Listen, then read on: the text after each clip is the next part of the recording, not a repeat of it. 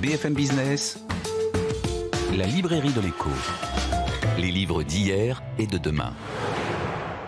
Avec Alexandra Paget, notre bibliothécaire du jour. Bonjour Alexandra. Bonjour Emmanuel. Alexandra, journaliste à la rédaction de BFM Business.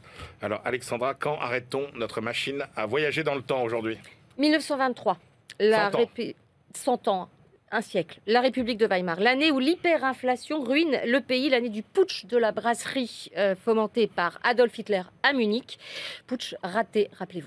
Et cette Allemagne de Weimar, comment l'historien Christian Bechler nous la raconte-t-il donc dans son Allemagne de Weimar ? Alors, Christian Bechler, il est professeur émérite d'histoire contemporaine à l'université Marc Bloch de Strasbourg. Il nous rappelle que cette république s'est mise en place après l'abdication de Guillaume II à la fin de la Première Guerre mondiale, avec les réparations de guerre imposées à l'Allemagne par le traité de Versailles en 1919.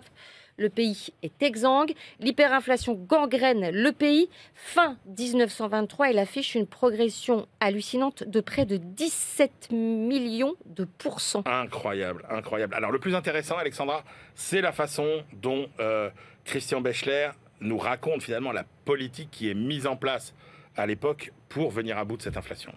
Lorsqu'il est nommé commissaire à la monnaie de la République de Weimar en novembre 1923, je vais essayer de prononcer son nom correctement, Hjalmar Schacht va prendre des mesures radicales. Interdire aux agents privés d'imprimer des billets. Stricte limitation du crédit bancaire pour réduire le stock d'argent en circulation. Et surtout, création d'une nouvelle monnaie transitoire, le Rentenmark, dont la valeur est gagée sur le capital industriel et foncier du pays. La confiance se rétablit et l'hyperinflation disparaît. Le Reichsmark, nouvelle monnaie officielle, est créée dès août 1924. Le docteur Schacht, nommé gouverneur de la Reichsbank en janvier 1924, gagne la bataille. Mais les épargnants allemands ont été ruinés.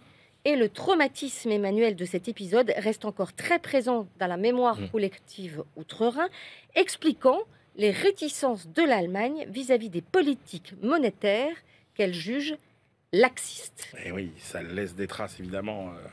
Une telle épreuve. Merci beaucoup, Alexandra Paget. On retrouve tout de suite notre globe-trotteur, Benaouda Abdelhaim.